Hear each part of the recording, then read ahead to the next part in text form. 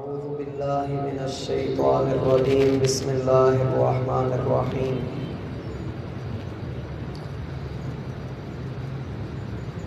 احباب گرامی،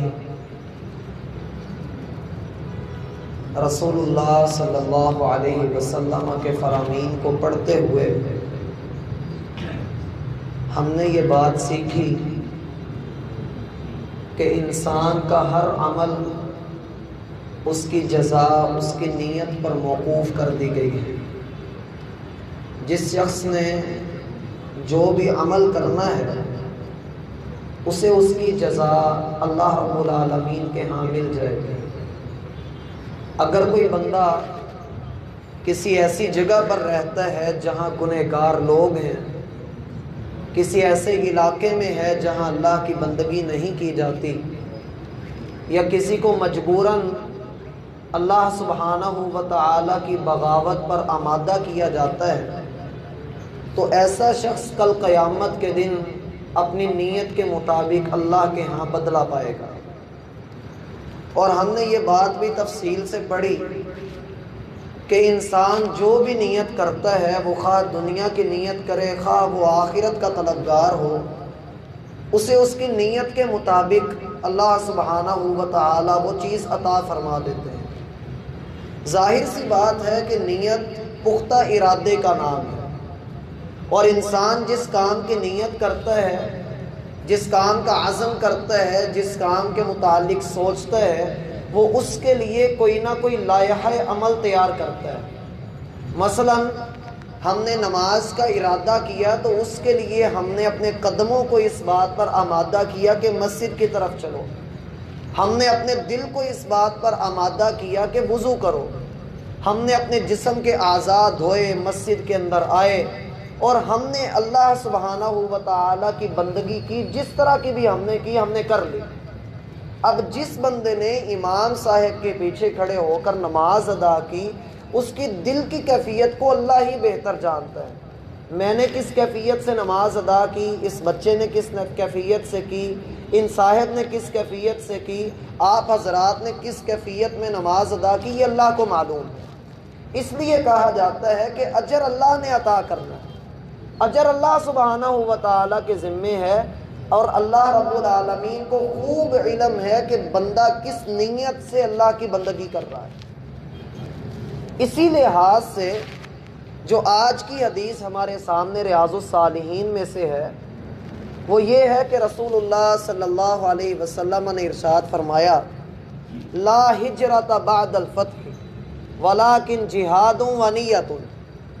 ہجرت جو فتح مکہ ہے اس کے بعد کوئی ہجرت نہیں، فتح مکہ کے بعد کوئی ہجرت نہیں ہے، ولیکن جہاد و نیت، لیکن جہاد اور نیت باقی ہے۔ اصل میں ہوا یہ تھا کہ بعض لوگوں نے جب دیکھا کہ مکہ فتح ہو گیا ہے، انہوں نے ارادہ کیا کہ اب وہ مکہ میں اسلام قبول کر چکے ہیں، وہ یہاں سے ہجرت کر کے مدینہ میں جائیں گے اور ہجرت کا اجر حاصل کریں گے۔ یاد رکھیے، تین چیزیں ایسی ہیں، اگر وہ بندہ وہ کام کر لے، اس کے پچھلے سارے گناہوں کو تباہ کر دیا جاتا ہے، گرا دیا جاتا ہے، ختم کر دیا جاتا ہے، ان کا نام و نشان مٹا دیا جاتا ہے۔ ان میں سے ایک ہجرت بھی ہے۔ نبی صلی اللہ علیہ وسلم کا فرمان ہے، الہجرت تہدم ما کان قبلہا، ہجرت اپنے سے پہلے تمام تر گناہوں کو ہدم کر دیتی ہے، منہدم کر دیتی ہے، ختم کر دیتی ہے، مٹا دیتی ہے۔ لوگوں نے اس فضیلت کو سنا، انہوں نے ارادہ کیا کہ ہم بھی مکہ سے نکل کر ہجرت کریں گے، مدینہ میں جائیں گے، اپنے گناہوں کو دھلوا لیں گے، ختم کروا لیں گے، اور اللہ ہم سے راضی ہو جائے گا۔ نبی علیہ الصلاۃ والسلام کو اس بات کا علم ہوا تو آپ نے فرمایا، لا ہجرت بعد الفتح، فتح مکہ کے بعد اب کوئی ہجرت باقی نہیں۔ اس سے کیا مراد؟ کہ ایسا علاقہ جو دارالاسلام بن چکا ہو، غور سے سننا بات، ایسا علاقہ جو دارالاسلام بن چکا ہو، اس میں ہجرت نہیں اب ہو سکتی۔ اب مکہ بھی دارالاسلام ہے، مدینہ بھی دارالاسلام ہے۔ کوئی بندہ یہ نہیں کہہ سکتا کہ میں نے مکہ سے ہجرت کر کے مدینہ میں جانا ہے اور مجھے ہجرت کا اجر مل جانا ہے، یہ ایسا نہیں ہوگا۔ لیکن یہ عام حدیث نہیں ہے، اس حدیث کا عمومی معنی نہیں لیا جائے گا کہ اب کوئی ہجرت باقی رہی نہیں ہے، اس کا معنی خاص کیا گیا ہے کہ فتح مکہ کے بعد، جیسا کہ سیدہ عائشہ رضی اللہ عنہا کی روایت میں موجود ہے کہ فتح مکہ کے بعد اب کوئی ہجرت باقی نہیں، کیونکہ مکہ کو اللہ نے ایک مقرر وقت تک کے لیے اسلام کا گہوارہ بنا دیا ہے۔ اب اللہ بہتر جانتا ہے کہ مکہ میں اسلام قیامت تک رہنا ہے یا وہ اسلام جو ہے وہ جب تک اللہ نے چاہنا ہے وہاں تک رہنا ہے۔ صحیح احادیث سے یہ بات معلوم ہوتی ہے کہ جو اسلام کا معاملہ تھا یہ شروع میں غرباء سے شروع ہوا تھا۔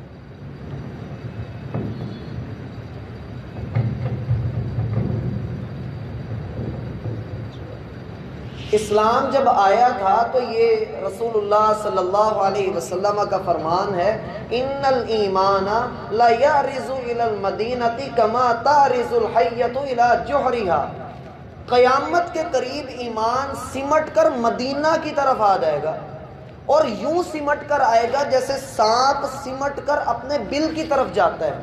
معلوم یہ ہوتا ہے کہ قیامت کے قریب مکہ کے حالات بھی خراب کر دیے جائیں گے، اس لیے رسول اللہ صلی اللہ علیہ وسلم نے فرمایا تھا کہ اگر آپ رہائش اختیار کرنے کا موقع ملے یا مدینہ میں رہائش اختیار کریں یا ملک شام میں رہائش اختیار کریں۔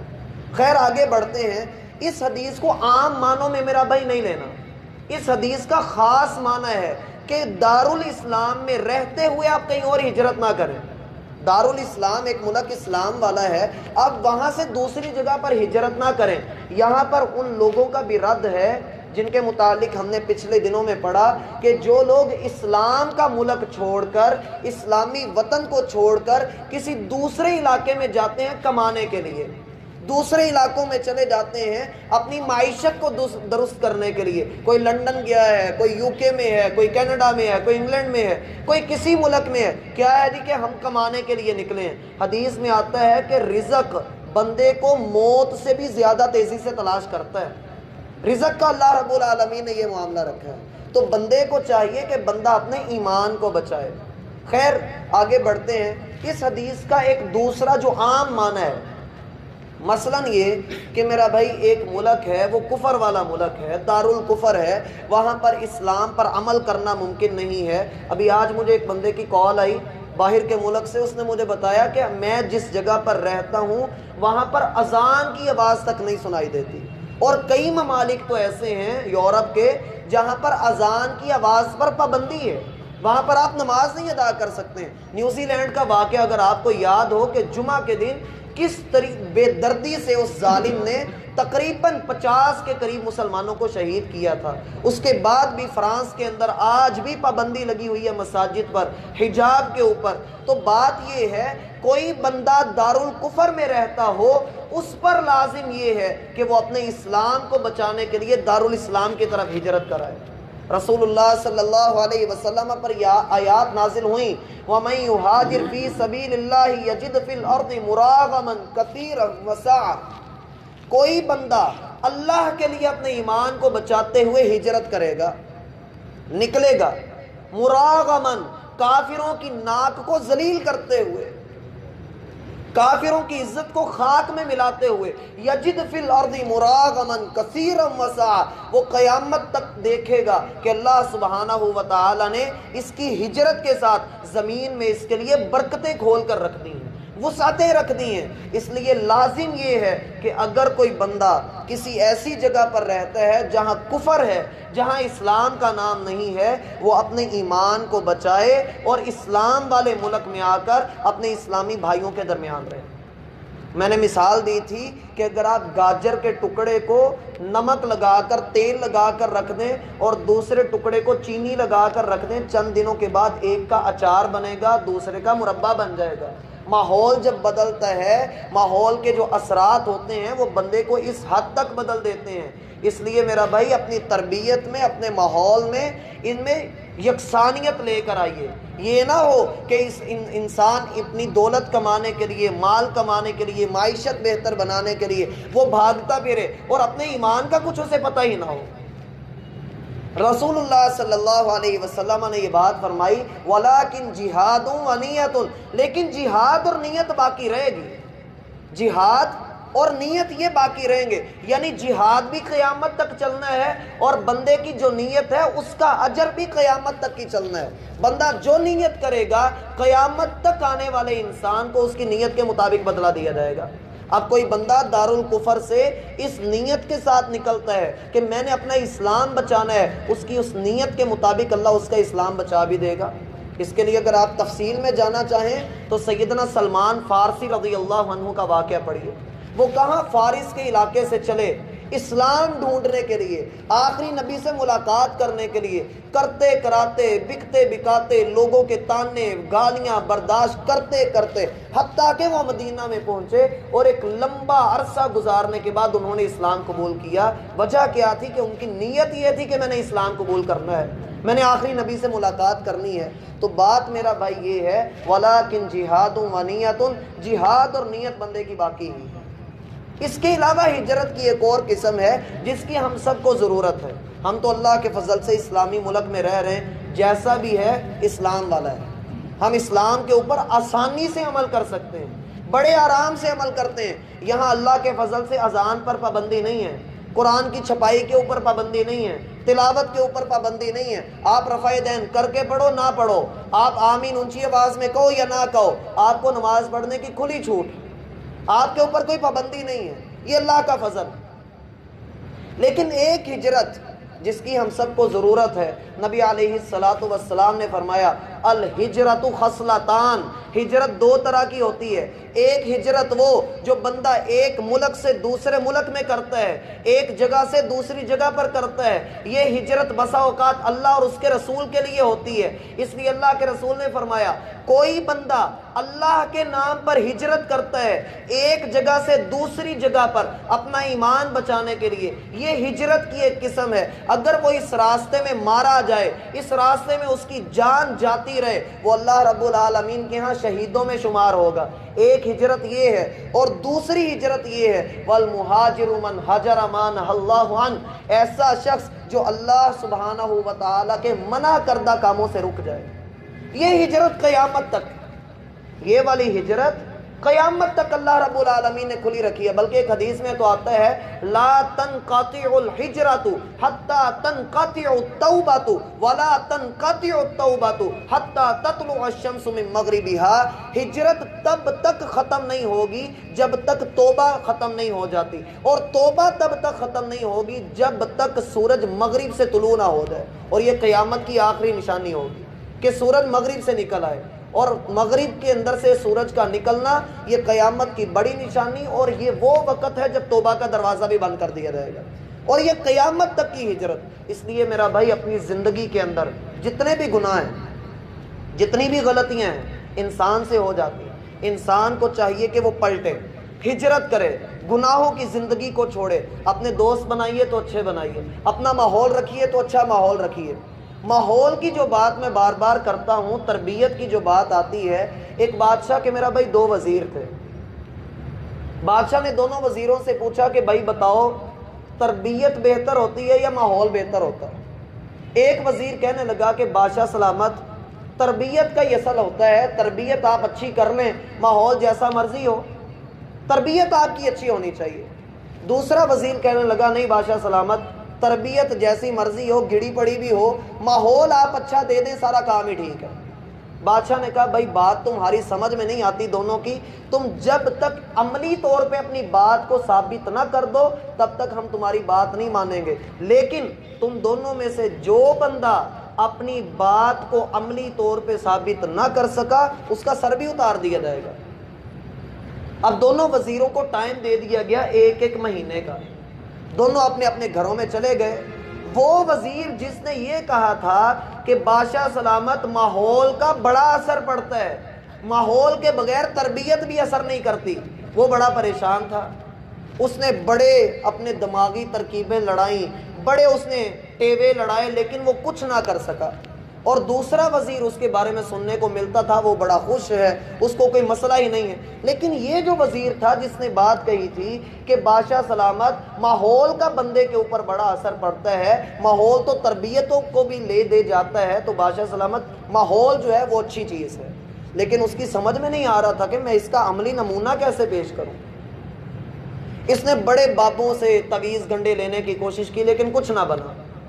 بالکل آخری دن تھے، اس کو کسی نے بتایا کہ یہاں سے 2 دن کا سفر کر کے ایک جنگل آتا ہے، وہاں پر جاؤ، وہاں تم ایک بابا جی ملیں گے، تم ان سے جا کر اپنے مسئلے کا حل پوچھو۔ وہ بابا جی کے پاس گیا اور بابا جی سے کہا کہ بابا جی آپ میری کوئی مدد کریں۔ بابے نے کہا کوئی نہیں۔ اس نے منتیں ترلے کیے، حتیٰ کہ بابا کہتا ہے تو واپس چلا جا، جس دن تیرا مقابلہ ہوگا اس دن جیت تیری ہی ہوگی۔ تو کہہ کر آیا ہے نا کہ ماحول کا بڑا اثر ہوتا ہے، بابا تجھے جتوا دے گا۔ اب یہ بندہ وہاں سے واپس آیا، آ کر اس نے کہا ٹھیک ہے آخری سہارا بابا ہی ہے، اب دیکھتے ہیں کیا بنتا ہے۔ وہ گھر میں آ کر بیٹھ گیا، آخری دن آ گیا، بابا جی نہیں پہنچے۔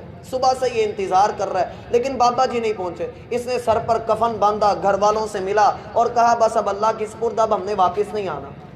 یہ اپنے جب بادشاہ کے دربار میں آیا، سارا دربار کھچا کھچ بھرا ہوا تھا اور ساری عوام بیٹھی ہوئی ہے کہ آج عملی نمونہ پیش کیا جائے گا۔ بادشاہ سلامت نے کہا لو بھائی اپنا اپنا نمونہ پیش کرو۔ اس نے کہا کہ بادشاہ سلامت جو تربیت والا بابا ہے اسے پہلے بلائیے، جو کہتا ہے کہ تربیت صحیح ہے وہ اس کو پہلے بلائیے۔ وہ وزیر آیا، اس نے آ کر کہا کہ بادشاہ سلامت یہ دیکھیے۔ اس نے تالی بجائی، دربار کے اندر سے ایک پردہ ہٹا اور 7 بلیاں اس پردے سے باہر نکلیں۔ 7 کی 7 بلیوں کے منہ کے اندر پلیٹ ہے اور پلیٹ کے اندر جلتی ہوئی موم بتی ہے، اور ساری ایک لائن کے اندر اکٹھی چلتی ہوئی گئیں اور دوسری طرف جو ہے وہ دوسرے پردے میں جا کر وہ غائب ہو گئے۔ پورے دربار کے اندر اش اش کی آواز اٹھی، تالیاں بج اٹھیں اور لوگوں نے کہا واقعتاً کیا کمال تربیت کی۔ اتنے میں بادشاہ نے کہا دوسرے وزیر سے تم جو کہتے تھے کہ ماحول زیادہ پر اثر ہوتا ہے، تم اپنا عملی نمونہ پیش کرو۔ اس نے کہا بادشاہ سلامت میں کچھ بھی نہیں کر سکتا۔ جب اس نے یہ بات کہی تو بادشاہ نے کہا کہ بھائی پھر لیٹ جاؤ اور تمہاری گردن اتاریں۔ ابھی اس کو لٹایا ہی گیا کہ آواز آئی کہ ٹھہریے۔ دیکھا گیا تو وہی بابا جی تشریف لا چکے تھے۔ بابا جی نے آ کر کہا کہ بھائی اس نے جو اپنا نمونہ پیش کیا وہ ہمارے سامنے پیش کرو۔ وزیر نے دوبارہ تالی بجائی، وہ بلیاں اسی لائن میں نکلی، اسی انداز میں جلتی ہوئی موم بتیاں اب وہ چلتی ہوئی سائڈ سے آ رہی ہیں اور ساری دنیا دیکھ رہی ہے کہ کیا ہونے لگا ہے۔ اچانک بابا آگے بڑھا، اس نے اپنا تھیلا زمین پر الٹایا، اس میں سے چوہے نکلے اور جب چوہے ادھر ادھر بھاگے، بلیاں اپنی تربیت بھول گئیں اور کوئی اس چوہے کے پیچھے، کوئی اس کے پیچھے، کوئی اس کے پیچھے، پورے دربار کے اندر کھلبلی مچ گئی۔ اور بابے نے اس وقت بادشاہ سے کہا بادشاہ سلامت جو مرضی ہو جائے، آپ تربیتیں جتنی مرضی اچھی کر لیں، جب تک آپ ماحول مناسب نہیں دیں گے تب تک کام نہیں سدھرنے والا۔ آپ میرا بھائی باہر کے ملک میں جا کر لاکھ کہو کہ ہمارا ایمان بڑا پکا ہے، ہم قرآن کی تلاوتیں کرتے ہیں، ہم نمازیں ادا کرتے ہیں، تہجدیں ادا کرتے ہیں، لیکن جب باہر نکلتے ہیں ان کتوں اور بلوں کو دیکھتے ہو کہ جیسے وہ سڑکوں کے اوپر زنا کرتے ہوئے نظر آتے ہیں، یا وہاں پر جس طرح کا لائف سٹائل ہے ان کو دیکھتے ہوئے بندہ کیسے اپنا ایمان سلامت رکھے گا۔ اللہ کے بندو اللہ سے ڈرو اور اس چیز کو سمجھو کہ ہمارا ایمان اس سے بڑھ کر کچھ بھی نہیں۔ اسی لیے اللہ کے رسول نے فرمایا فَإِذَا اسْتُنْفِرْتُمْ فَانْفِرُوا، جب جہاد کے لیے بلایا جائے تب تو نکلتے نہیں، تب تو نکلا کرو۔ آج جہاد کی بات کوئی بندہ کرتا ہے تو اس کو سب سے پہلے پوچھا جاتا ہے بتاؤ بھائی اسلامی حکومت ہے کہ نہیں ہے۔ اللہ کے رسول نے کب کہا تھا کہ میرے پاس 313 بندے ہیں، میرے پاس اسلامی حکومت نہیں ہے؟ 313 اسلام والے نہیں تھے؟ اللہ کے رسول نے ان کو ساتھ لے کر لڑائی لڑی ہے۔ کشمیر کے حالات دیکھیے، 36 دن گزر گئے، کرفیو لگا ہوا ہے، کسی کے سی نہیں نکلی منہ سے، اور ساری دنیا صرف ان مسئلوں کے اندر الجھی ہوئی ہے۔ آمین اونچی کہنا کہ نیچا کہنا، میں باہر چلا جاؤں، میں یہ کر لوں، میں وہ کر لوں۔ اللہ کے رسول صلی اللہ علیہ وسلم نے فرمایا تھا، ایک بندے نے آ کر پوچھا اے اللہ کے رسول کوئی ایسا عمل بتائیے جو مجھے جہاد کا اجر دے دے۔ آپ علیہ الصلاۃ والسلام نے فرمایا کیا تیرے اندر اتنی طاقت ہے کہ تم مسجد کے اندر آئے اور ادھر ایک مجاہد اپنے گھر سے نکلے، وہ میدان جہاد کے اندر جائے، تو اس کے نکلتے ہی مسجد کے اندر آ جائے اور آ کر ایسی نماز ادا کرے کہ تو تھکے نہ، اور ایسا روزہ رکھے جسے تو افطار نہ کرے، کیا تو ایسا کر سکتا ہے؟ اس نے کہا نہیں اللہ کے رسول میں ایسا نہیں کر سکتا۔ آپ نے فرمایا تو پھر مجاہد کے اجر کو بھی نہیں جا سکتا۔ جہاد کا جو اجر ہے میرا بھائی، کوئی عمل اس کے پاس کو نہیں ہو سکتا. اس لیے جہاد جہاد ہی رہنا ہے. ہماری تعویلیں، ہمارے من گھڑت جو ہے وہ سوچیں، ہماری جو بھی فکریں ہیں وہ ایک جگہ پر رہیں. جنہوں نے جہاد کرنا ہے انہوں نے کر کے ہی رہنا ہے. اللہ کا فرمان ہے من یرتد منکم عن دینہ فسوف یأتی اللہ بقوم یحبهم ویحبونہ اذلۃ علی المؤمنین اعزۃ علی الکافرین. اگر تم لوگ پھر گئے، تم لوگوں نے اسلام کی مدد نہ کی، اللہ تمہاری جگہ پر نئی قوم، نئے گروہ کو لے کر آئے گا. ایسی جماعت آئے گی جو مومنوں کے حق میں کھڑے ہونے والے، کافروں کے سر پھوڑنے والے، یجاہدون فی سبیل اللہ، اللہ کے راستے میں جہاد کریں گے. ولا یخافون لومۃ لائم، کسی ملامت کرنے والے کی، کسی تانا دینے والے کے تانوں کی وہ پرواہ نہیں کریں گے. یہ وہ لوگ ہیں جن پر اللہ رب العالمین کی رحمت، اللہ ان کا دوست، یہ اللہ کے رسول دوست، یہ اللہ کے رسول کے دوست، اللہ کا رسول ان کا دوست. یہ وہ لوگ ہیں جو حقیقی نماز قائم کرتے ہیں، حقیقی زکاتیں ادا کرتے ہیں. یہی وہ لوگ ہیں جن کے نقش قدم پہ چلو تو اللہ جنتیں عطا کرتا ہے. اللہ مجھے اور آپ کو سمجھنے کی توفیق دے. وما توفیق الا باللہ.